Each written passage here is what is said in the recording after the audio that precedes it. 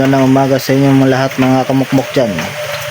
Update ko kayo sa aking breeding. Ito na, yan na. Yan ang aking breeding.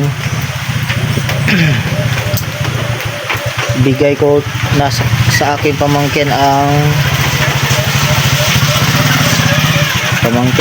kanyang pinakay.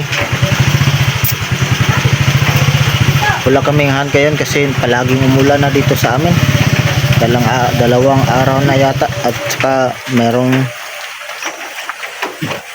kunti-kunting ulan at saka baka ngayong Domingo makahunt kami. Yan, ipakita ko sa inyo. Ito na ang kanyang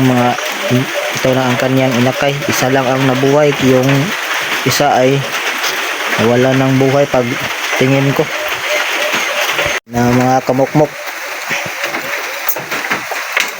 Yan na, malaki na ang kanyang inakay. Yan, mag isang buwan na, sobrang ilap. Yan, malaki na ang kanyang inakay kasi mag dalawang araw na lang, mag isang buwan dyan. At malakas na akong kumain ng feeds. Ibibigay ko na sa aking pamangkin na si Toto Nata. Yan.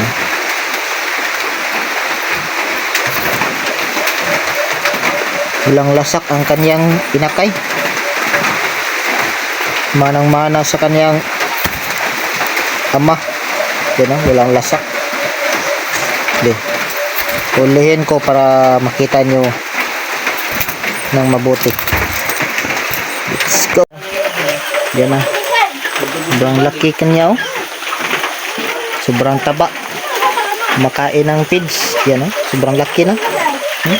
Isang kamay ko na. Yan ang may mag-ayari kay 2024. Si Toto Nata. Si 2024 nih. Nah. Aduh, anda mana yung kulungan? Bisa. Ito ilagay si 2024. Yan, oh. Yan. Diyan. Yan na ang bago niyang kulungan. Malakas na yan kumain ng feeds. Ito na yan.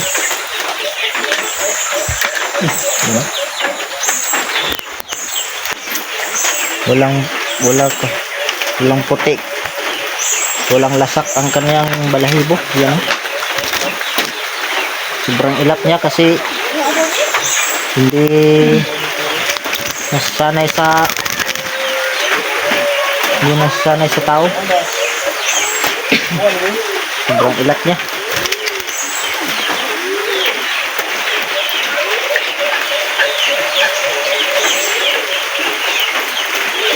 Ang kanyang mata ay yan, oh. Manang-mana sa kanyang ama. Ano kaya to? Lalaki ba o babae?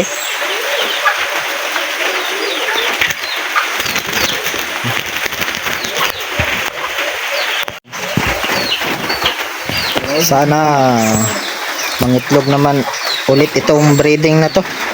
Yan, oh. Yan. Sobrang dami ng lasak ang babae. Ito lang ang lalaki, oh. Manang-mana talaga sa kanyang ama ang kanyang inakay. Sayang lang na isa lang ang nabuhay.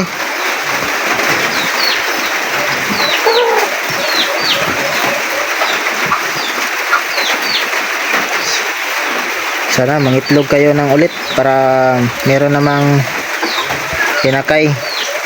Meron naman tayong ipapakita sa kanila kung ano ang kalabasan sa lasak at hindi lasak.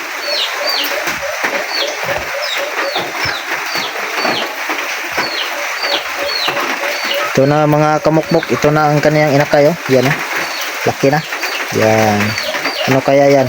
Lalaki ba o babae? Sobrang taas ng kanyang buntot at kanyang tuka, maliit lang.